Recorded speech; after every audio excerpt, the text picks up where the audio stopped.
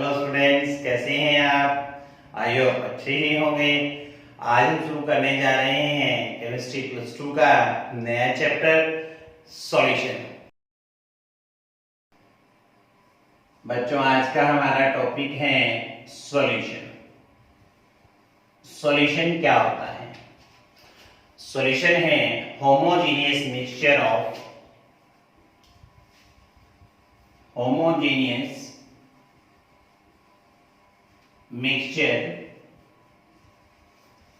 Of two or more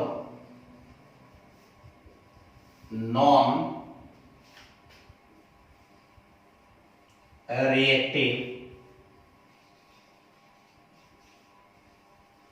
components। अगर आप दो या दो से ज्यादा नॉन रिएक्टिव कंपोनेंट्स का मिक्सचर बना लेते हैं तो उसको हम क्या कहते हैं? सॉल्यूशन कहते हैं। बात करते हैं बाइनरी सॉल्यूशन की। जैसे शिवम नाम से पता लग रहा है, बाई मीन्स होता है टू। एक ऐसा सॉल्यूशन जिसमें दो कंपोनेंट हो उसको हम क्या कहते हैं? Binary solution. A solution consists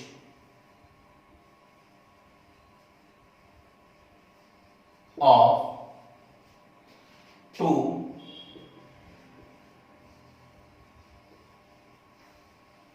components only। इन दो कंपोनेंट्स को पता है क्या कहते हैं? Binary solution. एक कंपोनेंट को हम कहते हैं सॉल्यूट, दूसरे कंपोनेंट को हम कहते हैं सॉल्वेंट। अगर बच्चों बाइनरी सॉल्यूशन की बात करें तो कितने कंपोनेंट बोले मैंने? दो। ऐसा कंपोनेंट जो कम अमाउंट में प्रेजेंट होता है वो कहलाता है सॉल्यूट, और जो ज्यादा अमाउंट में प्रेजेंट होता है वो कहलाता है solvent. Present in larger amount, aqueous solution.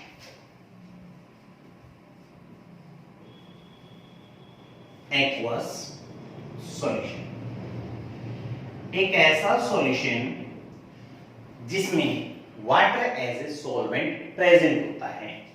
The solution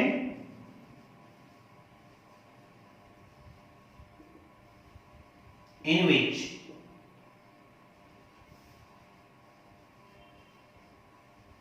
water is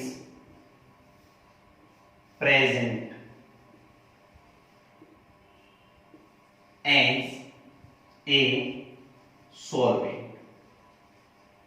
बच्चों, ये जो चैप्टर हम पढ़ रहे हैं ना, इस चैप्टर के अंदर क्या बहुत ज्यादा न्यूमेरिकल्स हैं। और न्यूमेरिकल्स के अंदर ये बात याद रखिएगा, अगर न्यूमेरिकल की स्टेटमेंट में आपको क्या दे रखा है, केवल एक सिंगल कंपोनेंट गिवन है, तो वो हमेशा कौन होगा? सॉल्यूट होगा। अगर कंपोनेंट्स कितने हैं? दो, तो दूसरा कौन होगा? सॉल्वेंट। पहचान कैसे करेंगे? जैसे अभी बताया, जो लार्जर अमाउंट में प्रेजेंट होता है ना, वो कौन है? सॉल्वेंट। अगर किसी न्यूमेरिकल में सॉल्वेंट आपको नहीं दे रखा है तो बड़ी अच्छी बात है। क्या अच्छी बात है? आप पानी को सॉल्वेंट मान लेंगे। किसको मान लेंगे? पानी को। अगर पानी को सॉल्वेंट मान लेते तो और अच्छी बात है। क्या चीज पता है आपको? डेंसिटी ऑफ वाटर पता है कितनी है? वाटर की डेंसिटी होती है सिर्फ 1 ग्राम पर ml।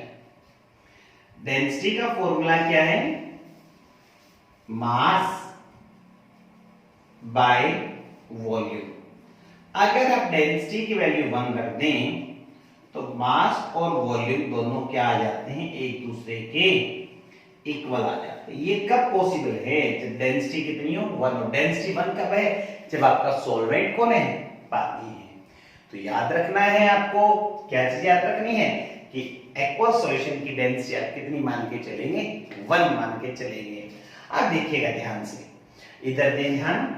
मान लीजिए मैंने पानी लिया और पानी में मैंने शुगर ऐड कर दी। पानी में क्या ऐड कर दी, शुगर। जैसे ही मैंने पानी के अंदर शुगर डिसॉल्व की तो मेरे पास ही सॉल्यूशन तैयार हो गया, जिसको आप क्या कहेंगे, शुगर सॉल्यूशन। अब बच्चों ध्यान दें, यहां किस चीज का ध्यान दें, तीनों की फिजिकल स्टेट। तीन कौन कौन हो गए, पानी, शुगर और हमारा सॉल्यूशन। सॉल्यूट कौन है, सॉल्यूट है हमारा शुगर। और इसकी फिजिकल स्टेट क्या है, इसकी फिजिकल स्टेट है सॉलिड। पानी की बात करें तो पानी हमारा यहां किसका काम कर रहा है, सॉल्वेंट का। फिजिकल स्टेट क्या है इसकी, लिक्विड। अगर मैं शुगर सॉल्यूशन की बात करूं तो इसकी फिजिकल स्टेट भी क्या है, लिक्विड। क्या कंक्लूजन निकाल सकते हो आप यहां से, यहां से ये कंक्लूजन निकाला जा सकता है, क्या कंक्लूजन निकाला जा सकता है कि जो फिजिकल स्टेट हमारे सॉल्वेंट की है ना, वही फिजिकल स्टेट हमारे किसकी है, सॉल्यूशन की है। हम बात करने जा रहे हैं टाइप्स ऑफ सॉल्यूशन की on the basis of physical state. ठीक है, देखिए ये लिया मैंने सॉल्यूट, ये लिखा मैंने सॉल्वेंट,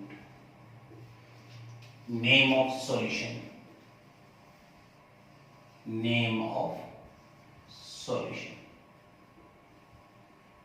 बात करेंगे उनके एग्जाम्पल्स की। ठीक है, बात करते हैं पहले सॉल्यूट। मान लीजिए आपका सॉल्यूट सॉलिड स्टेट में है और सॉल्वेंट कौन सी स्टेट में है, लिक्विड में।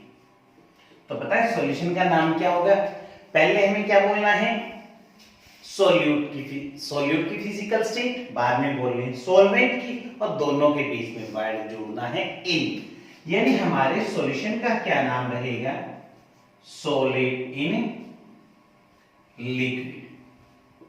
एग्जाम्पल तो बताई थी मैंने आपको अभी, कौन सा एग्जाम्पल, शुगर सॉल्यूशन हो गया ना। अब बात करते हैं, मान लीजिए कि आपका सॉल्यूट कौन है, लिक्विड। सॉल्वेंट भी बच्चों में क्या मान लो, लिक्विड। सॉल्यूशन का नाम क्या होगा शिवम, क्या नाम होगा शिवम, लिक्विड इन लिक्विड। बहुत ही बढ़िया एग्जाम्पल है, कौन सा एग्जाम्पल है, एल्कोहल इन वाटर। अब मान लेते हैं इसको क्या मान ले, गैस, इसको क्या मान ले, लिक्विड। तो सॉल्यूशन का क्या नाम होगा, लिक्विड इन गैस। एग्जाम्पल क्या होंगे, क्या एग्जाम्पल होंगे, जिसे आपको पता ही है, पानी के अंदर क्या रहती है, डिसॉल्व्ड ऑक्सीजन गैस रहती है, डिसॉल्व्ड O2 इन वाटर। ये तीनों जो हमने सॉल्यूशन पढ़े हैं, इन तीनों में हमारा सॉल्वेंट कौन है, लिक्विड। इसलिए इन तीनों सॉल्यूशन की फिजिकल स्टेट भी क्या होगी, लिक्विड। बात करते हैं हमारे पास फॉर सॉल्यूशन की, ये मान लेते हैं आपका है लिक्विड, सॉलिड, और सॉल्वेंट भी क्या लेंगे, सॉलिड। तो पता है सॉल्यूशन का क्या नाम बनेगा, सॉल्यूशन का नाम बनेगा सॉलिड इन सॉलिड। एग्जाम्पल क्या होंगे, एग्जाम्पल होंगे आपके पास अलॉयज, है ना। अब बात करते हैं पांचवें एग्जाम्पल की, ये हमने क्या लिया, लिक्विड। ये क्या लिया हमने, सॉलिड। सॉल्यूशन का क्या नाम बन गया, लिक्विड इन सॉलिड। बहुत इंपॉर्टेंट एग्जांपल है बच्चों, एग्जाम में पूछा जाता है और 50% बच्चे तो ऊपर वाला फर्स्ट एग्जांपल लिख के आते हैं। Give the example of solution in liquid. In liquid का एक पूछा जाता है, liquid in solid. Liquid in solid का पूछा जाता है, बच्चे लिखाते हैं सॉलिड इन लिक्विड का। बच्चों जो पहले लिखा गया है ना वही हमारे पास कौन है, सॉल्यूट है। बहुत बढ़िया एग्जांपल है इसके अंदर, हाइड्रेटेड सॉल्ट्स जैसे Na2CO3.10H2O आया इसमें। हाँ जी, छठा एग्जांपल ले लेते हैं, गैस। ये कौन लिया हमने, सॉलिड। तो सॉल्यूशन का नाम क्या हुआ पता है, गैस इन सॉलिड। इसकी फिजिकल स्टेट क्या होगी बच्चों, सॉलिड। जो मिनरल्स निकालते हैं ना अर्थ क्रस्ट में से, उनके अंदर कौन रहती है, डिसॉल्व्ड अमाउंट में गैसेस रहती है। Dissolved gases in mineral, dissolved gases in minerals. ये तीनों जो सॉल्यूशन लिखे हैं ये कौन सी स्टेट में होंगे, ये तीनों होंगे आपके सॉलिड स्टेट में। बात करते हैं 7th पे, ये लिखा हमने सॉलिड, ये हमने लिया गैस। सॉल्यूशन का क्या नाम होगा, सॉलिड इन गैस। बताएंगे बच्चों इसकी फिजिकल स्टेट क्या होगी। इसकी फिजिकल स्टेट होगी हमारे पास क्या होगी, गैस होगी। I2 vapours in air, I2 vapours in air. बात करते हैं 8th एग्जांपल की, ये लिया हमने लिक्विड, ये गैस। तो सॉल्यूशन का नाम क्या हुआ, लिक्विड इन गैस। सॉल्यूशन की फिजिकल स्टेट कौन सी होगी बच्चों, गैसीय स्टेट होगी। तो गैसीय स्टेट होगी तो यहाँ बहुत ही बढ़िया एग्जांपल है आपकी humidity, water vapours in air. Last example लेते हैं, ये लिखा मैंने गैस, ये लिखा गैस। सॉल्यूशन का नाम क्या हुआ, गैस इन गैस। क्या होगा, एयर। क्या होगा भाई, एयर। तो ये थे हमारे 9 टाइप्स के सॉल्यूशन। फर्स्ट 3 कौन सी स्टेट में, सॉलिड स्टेट में। सेकंड 3 फर्स्ट 3 लिक्विड स्टेट में होंगे। बच्चों गलत लिख दिया ना मैंने, ये थर्ड वाला गलत लिखा है, थर्ड वाला गलत लिख दिया हमने। क्या लिखना था थर्ड वाला, थर्ड वाला हमने लिखना था गैस इन लिक्विड। जो 3 एग्जांपल है ये हमारा कौन से स्टेट में, लिक्विड में है। ये तीनों सॉलिड स्टेट में हैं और ये तीनों गैसीय स्टेट में हैं। हाँ बच्चों, अब हम शुरू करने जा रहे हैं next definition.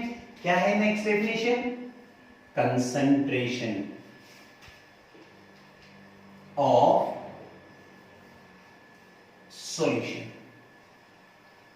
Concentration of solution क्या होती है, कहता है सॉल्वेंट या सॉल्यूशन की कैलकुलेटेड अमाउंट में। क्या कहा मैंने, सॉल्वेंट या सॉल्यूशन की कैलकुलेटेड अमाउंट में जितनी अमाउंट सॉल्यूट के प्रेजेंट होती है उसको हम क्या कहते हैं, concentration. Amount of solute present in calculated amount of solvent और सॉल्यूशन।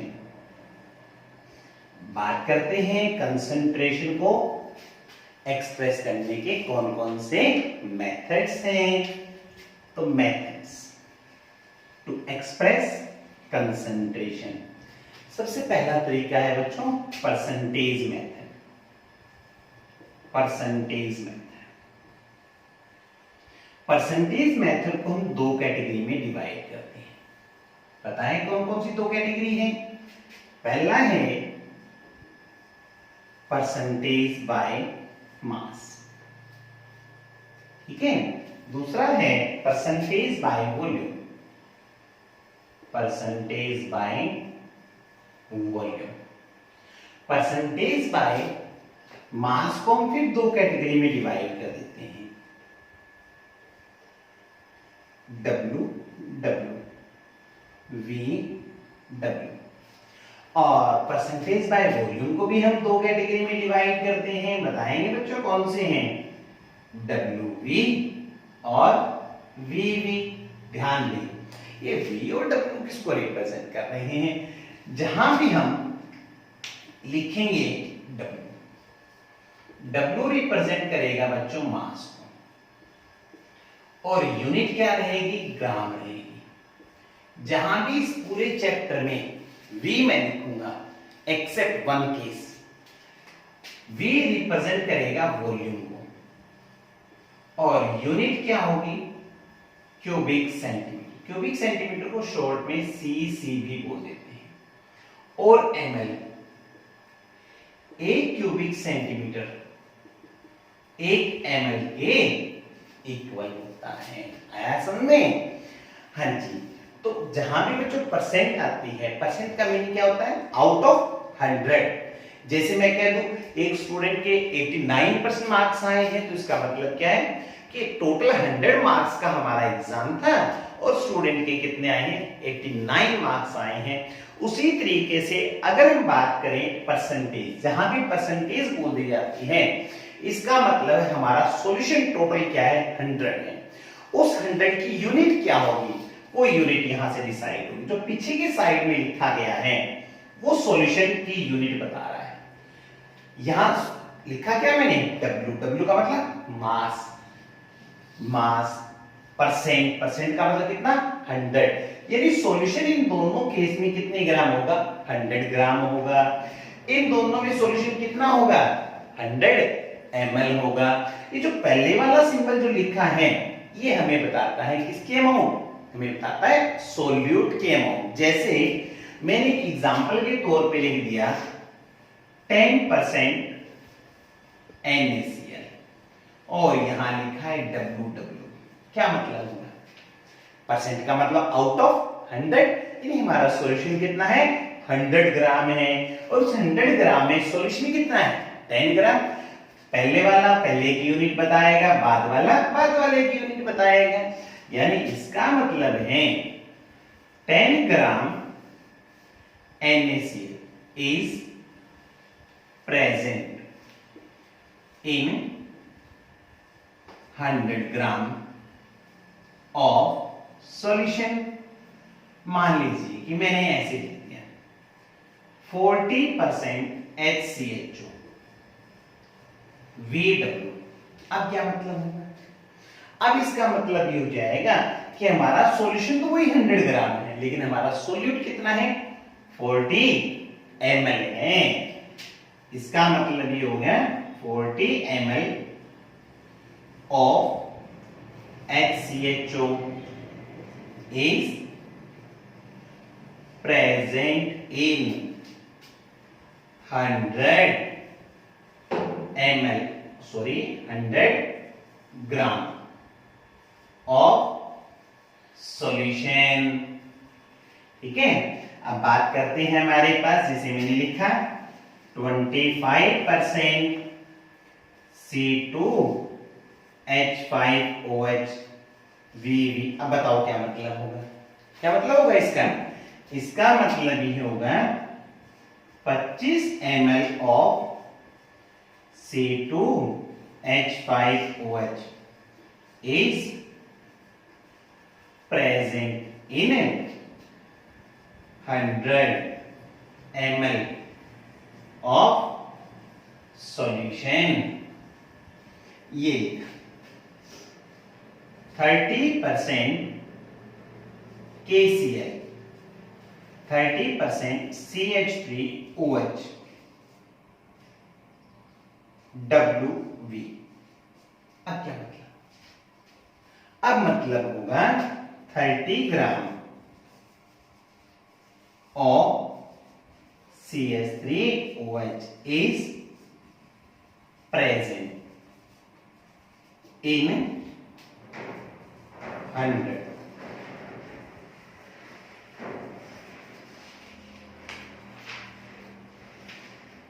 आया समझे बच्चों? अब हमारा नेक्स्ट टॉपिक है, देखते हैं क्या है नेक्स्ट टॉपिक।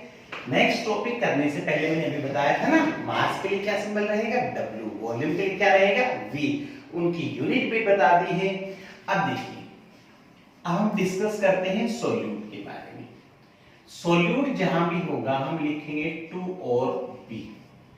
जहां भी 2 और B लिखा मिल जाए इसका मतलब हम बात किसकी कर रहे हैं, सोल्यूट की कर रहे हैं। जहां भी हम सॉल्वेंट की बात करेंगे वहां लिखेंगे 1 और A। जैसे मैंने लिखा WA, तो मैं क्या रीड करूंगा इसको, W stand for mass, A stand for solvent. तो इस टर्म को हम कहेंगे मास ऑफ सॉल्वेंट। सिमिलरली अब मैंने ये लिखा WP, तो मैं इसको क्या रीड करूंगा, इसको मैं रीड करूंगा मास ऑफ सॉल्यूट। अब क्या करें, दोनों को ऐड कर लें। जैसे मैं दोनों को ऐड करूंगा मेरे पास क्या बन जाएगा, WA प्लस WP। क्या रीड करूंगा, इसको रीड करूंगा मास of solution,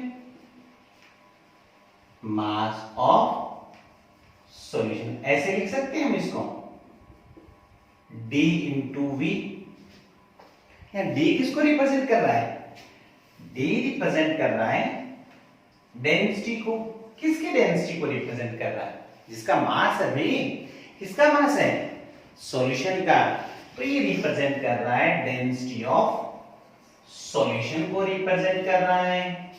V density of solution को रिप्रेजेंट कर रहा है। ठीक है, आयस में। अब देखो बात करते हैं कंसंट्रेशन को एक्सप्रेस करने के सेकंड मेथड की। वो सेकंड मेथड पता क्या है, मास फ्रैक्शन। जैसे कि बच्चों नाम से पता लग रहा है फ्रैक्शन, फ्रैक्शन का मतलब रेशो। किस चीज का रेशो, मास का रेशो तो लेना है। अब मास फ्रैक्शन निकाल सकते हैं, सॉल्वेंट का भी निकाल सकते हैं और सोल्यूट का भी निकाल सकते हैं। तो हम क्या कहेंगे, it is a ratio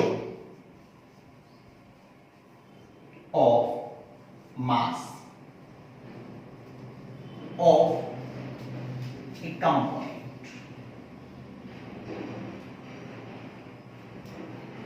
two the total मास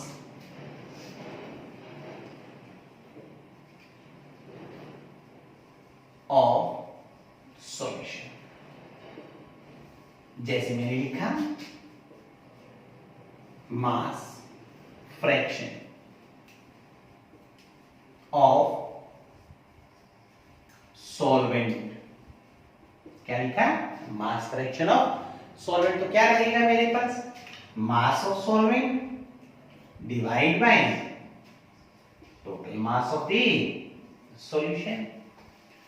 ठीक है, तो इसी तरीके से मैं क्या लिख सकता हूं, मास फ्रैक्शन ऑफ सोल्यूट भी लिख सकता हूं। सोल्यूट का मास फ्रैक्शन कैसा रहेगा, WB by WA plus WB। ठीक है, आयस में यूनिट क्या आएगी, कोई यूनिट नहीं आएगी। मास को मास से डिवाइड कर रहे हैं, नो यूनिट, यानी हमारे पास ये यूनिट लेस क्वांटिटी है। तो समझ में आया। दूसरा मेथड जो कंसंट्रेशन एक्सप्रेस करने के लिए यूज करते हैं कौन सा है बच्चों, कौन सा है, मास फ्रैक्शन। +1 में हमने क्या पढ़ा था, है, याद है आपको? प्लस वन में मोल निकालने के तरीके पढ़े थे ना हमने। तो मोल निकालने का एक मेथड ले रहे हैं जब आपको मास गिवन होता है।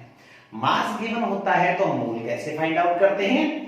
मान लीजिए n के लिए मैं सिंबल यूज कर रहा हूं मोल। n किसका सिंबल यूज कर रहा हूं मैं? यहां मोल का सिंबल यूज कर रहा हूं, मोल्स।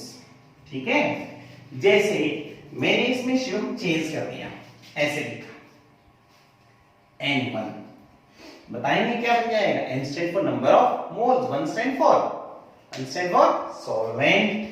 तो हम इसको कहेंगे number of moles of solvent. कैसे निकालेंगे? मास of solvent bye molecular mass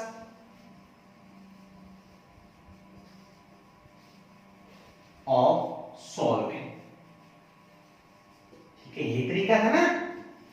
तो अब क्या करें? ऐसे लिख दो इसको, n1 is equal to WA divided by NA। यहां M किसको रिप्रेजेंट कर रहा है? मॉलिक्यूलर मास को रिप्रेजेंट कर रहा है। NA यहां रिप्रेजेंट कर रहा है molecular mass, molecular mass of solvent. Similarly N2 किसके इक्वल आएगा? WB डिवाइड बाय NB के इक्वल आएगा ऐस में। तो यहां NB किसको रिप्रेजेंट कर रहा है? वही molecular mass of solute, solute की मॉलिक्यूलर मास को रिप्रेजेंट करेगा। आया ना सब में? जो अगर हम N1 और N2 को ऐड कर दें तो क्या बन जाएगा? सॉल्यूशन के नंबर ऑफ मोल्स। तो मैंने क्या लिखा? N1 प्लस में N2। तो इस टर्म को हम क्या डिस्कस करेंगे? इसको हम कहेंगे number of moles, number of moles of solution. जैसे अभी हमने डिस्कस किया था ना बच्चों, मास फ्रैक्शन, बिल्कुल ऐसे ही हम डिस्कस करेंगे अब मोल फ्रैक्शन। क्या होता है mole fraction? Mole fraction symbol हम यूज कर लेते हैं यहां, इसका कौन सा? x यूज कर लेते हैं। वही डेफिनेशन है बच्चों, जहां आपने मास बोला है ना वहां हमें क्या बोलना है? मोल बोलना है। तो क्या लिखूं? It is the ratio of number of moles of a component to the total number of moles of solution, to the total number of moles of solution। x b क्या होगा? क्या होगा? मोल फ्रैक्शन किसका? Mole fraction किसका होगा? Solute का। मोल fraction of solute क्या रहेगा? Number of moles of the solute to the total number of moles of the solution. Solute के number of moles N2, solution के N1 प्लस में N2 आया सब में। हाँ, तो अब निकालते हैं XA, निकालते हैं इसी तरीके से। XA क्या कहलाएगा? Mole fraction of solvent. क्या फॉर्मूला बनेगा?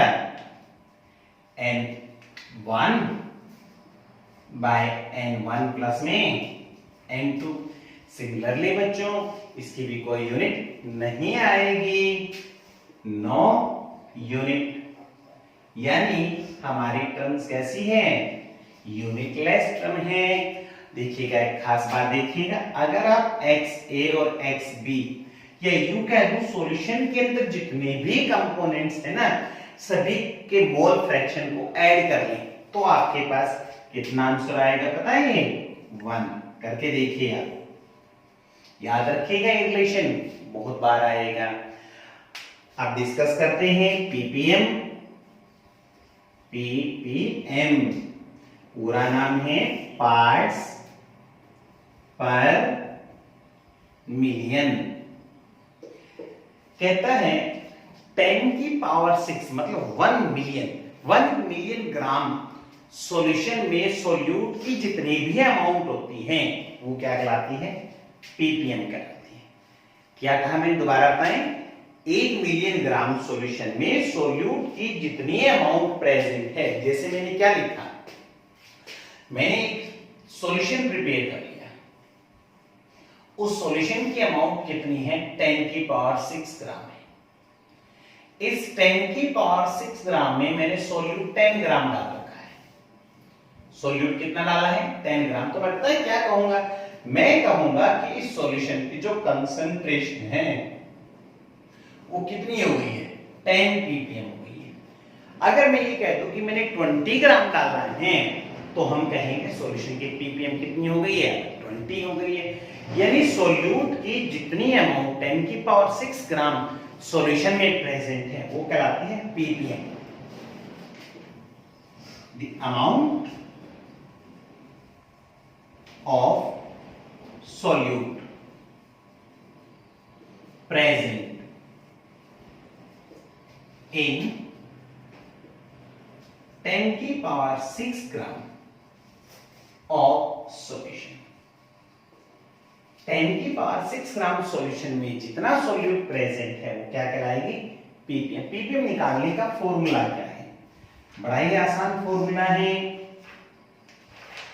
मास फ्रैक्शन जो हमने निकाला ना बच्चों, उसको 10 की पावर 6 से ही मल्टीप्लाई करना है बस। आया इसमें? तो ये हमने फॉर्मूला तैयार कर दिया है। एक इंटरेस्टिंग बात भी है क्या कि आपके पास जो हम पोल्यूशन मेजर करते हैं ना, आपने मोटरसाइकिल का, गाड़ी का पोल्यूशन की पर्ची कटवाई हो ना कभी आपने, ठीक है? तो उस पर्ची को ध्यान से देखिएगा, उसमें पोल्यूशन की यूनिट क्या यूज कर रखी है? पीपीएम यूज कर रखी है।